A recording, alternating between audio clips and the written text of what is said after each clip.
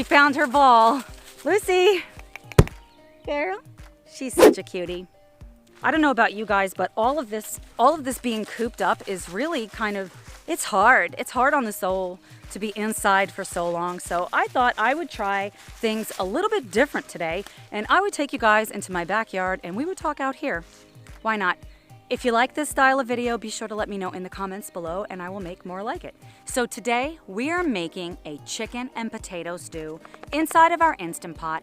Everything is gonna cook at the same time, so it couldn't get any simpler, using pantry, refrigerator, staples. You guys are gonna absolutely love it. Before we get started, if you have not already, I would love for you to be a part of this community. You do that by hitting the red subscribe button that's right below this video. Next week, we are making a chicken pesto pasta. You do not want to miss this recipe. Be sure to click the bell icon. That way you're notified each time I post a new video. If you guys are ready to make this super delicious chicken and potato stew, smash that like button and let's jump right into the video. The first thing we're gonna do is chop up our potatoes. So I have washed these really well, and I'm using a combination of gold, red, and purple potatoes. You can use any kind of potatoes that you like. The key is to make sure you cut them around the same size. Then I'm gonna place all of the potatoes in a bowl. After you chop your potatoes roughly the same size, I highly recommend putting them inside of a bowl and filling it with some cold water. This is going to help some of the starch to be released from the potatoes for them to cook perfectly inside of the Instant Pot. It only takes about 5 minutes, 5-10 minutes to do this. So you can do this while you're prepping the rest of the ingredients and it will be delicious.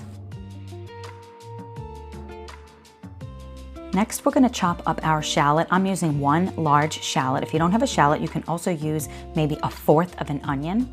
And I'm chopping it up very small. You can also blend this, or you could just use onion powder. I will leave alternatives in the description box below. Next, I'm going to smash down the garlic. This is a really great hack to remove the skins very easily. And I'm gonna just mince this up with my knife. You could also use a garlic press. And as with the shallot, you can also use garlic powder. Now I'm grabbing my sweet peppers and I'm just chopping the tops off of them. I'm gonna remove the seeds. I have these super delicious, sweet little peppers. It's just what I happen to have on hand. You can use any kind of peppers that you have. You can use bell peppers. You can even use jalapeno peppers, use habanero peppers or poblano peppers, and it would just be spicy, which would also be super delicious. You don't have to remove the inside of these peppers, but I chose to do so anyway, and I'm slicing them into relatively thick slices since everything is gonna cook at the same time.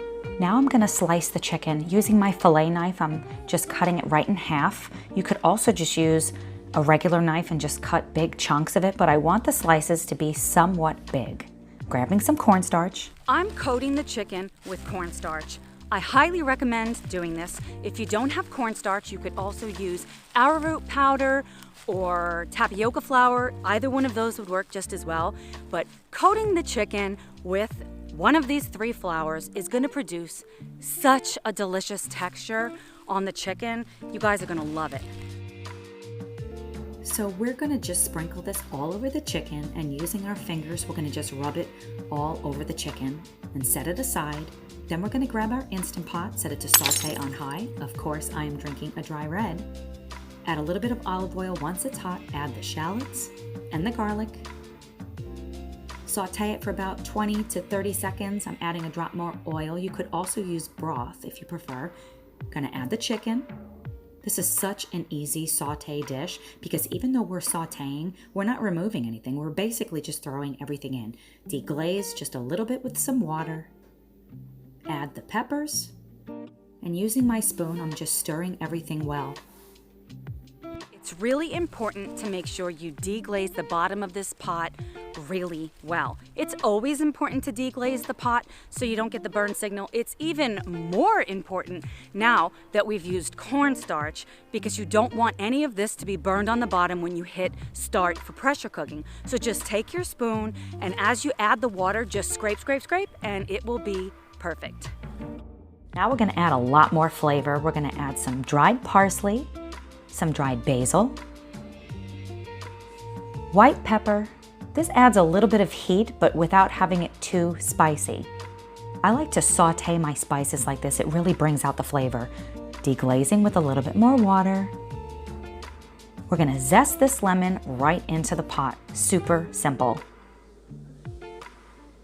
Then we're gonna juice the whole lemon.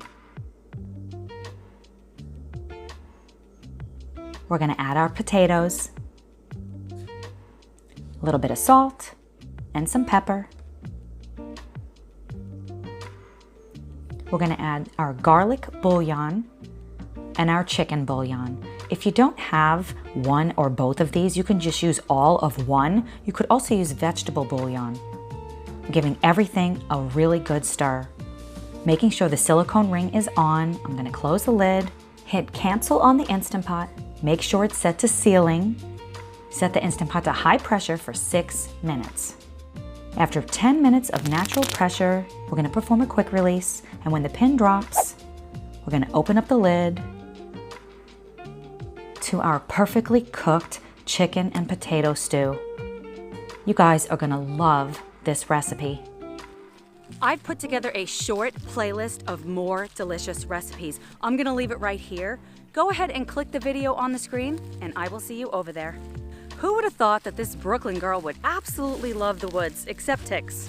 I don't like ticks. I actually had a tick on my head this morning, a really big tick. My dog had a tick, my son had a tick, and my husband had a tick. We're full of ticks over here. There's nothing quite like being outside when you're cooped up for so long.